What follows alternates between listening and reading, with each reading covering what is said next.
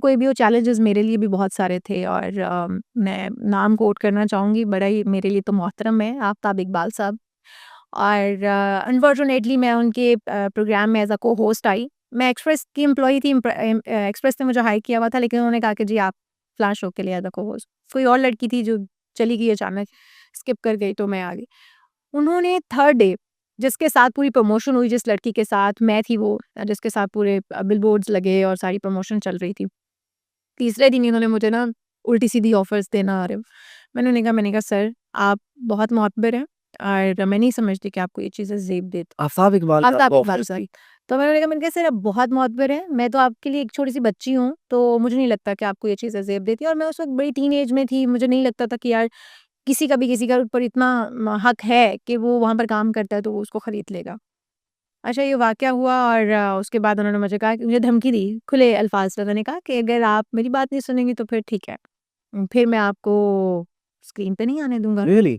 मैंने कहा okay sir, as you wish. अगर आप मुझे समझते, मैं तो आपकी एम्प्लॉयी हूँ नहीं, मैं एक्सप्रेस की एम्प्लॉयी हूँ और अगर आपको लगता है कि आपको मुझे स्क्रीन पर आने से रोकना चाहिए तो आप कर सकते हैं। मैं इसमें कुछ भी नहीं करूँगी, मैं कुछ बोलूँगी भी नहीं, आप बिल्कुल कर जाएँ। और उन्होंने जेनुइनली वही किया। आज भी वो सारे गवाह हैं, नासिर चन्योटी थे, आगा माजिद थे, आसिफ था हमारा प्रोड्यूसर और ये सारे नाम जिनके साथ मैंने रूबी अनम और इन मतलब क्योंकि ये कॉमेडियंस उस शो का हिस्सा थे। तो ये सब जानते थे कि इशाल वो वाहिद बंदी है जिसने शट अप कॉल दिया और इसने कहा है कि बस ये लिमिट्स हैं आपकी और आप यहाँ तक रहेंगे। मैं शो की एम्प्लॉयी ज़रूर हूँ इदारे की, लेकिन मैं कोई आपने खरीदा हुआ नहीं है। अच्छा ख़ैर मैंने उनको घर से शिकार हुए हुए जाके तलोर, तीतर पता नहीं क्या कुछ दिया आफ्ताब साहब को। सर ये देखिए मैं तो बट हूँ, खाने खिलाने वाली तो नहीं हूँ। अच्छा आप भी बट हैं। हमारे पास माशाल्लाह फरवा वहीद आई थी, वो भी बट थी। आप भी खाने खिलाने का तो बहुत शौक होगा हाँ, आपको। बहुत। तो मैंने वो आज़माया उन पर भी। ख़ैर उन्होंने मुझे 3 दिन के बाद शो से हटा दिया और फिर लेकिन आपने कंप्लेन नहीं की उनके ऊपर? मैंने उनकी कंप्लेन की। मैंने बाकायदा मेरे अपने ही जो मेरे टीम के लोग थे उन्होंने मुझे कहा कि आप कंप्लेन करो, आप ईमेल करो। मैंने ईमेल की एचआर को और वो एचआर की जो मेरी ईमेल गई वो सुल्तान लखानी साहब के साथ डिस्कस हुई और सुल्तान लखानी साहब ने कहा क्योंकि आफ्ताब इकबाल हमें बिज़नेस दे रहा है तो हम उसको निकाल तो नहीं सकते हैं।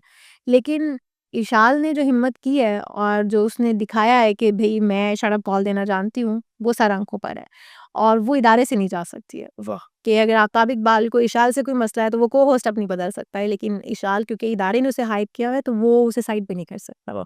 बस सो मैंने वहाँ पर उसके बाद भी कितना टाइम मज़ीद गुज़ारा लेकिन मैं शो से हटा दी गई। कोई बात नहीं, एक आपका रास्ता बंद हुआ, मज़ीद तो खुल गए। मज़ीद कुछ लेकिन ये जो आपने स्टेप लिया दैट इज़ रियली ग्रेट। मतलब किसी में इतनी हिम्मत और हौसला नहीं होता कि इतने बड़े और लेवल आज पे भी हम कोई काफ़ी बार सब इस चीज़ को एडमायर करते हैं और इस चीज़ को एक्नॉलेज करते हैं कि यार ये बड़ी बंदी जब बड़ी दबंग बंदी है।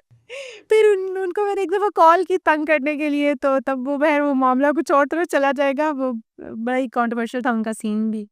तो उनको उस चीज़ की मुबारकबाद देने के लिए मैंने कॉल की तो फ़ोन बंद करके फ़ौरन।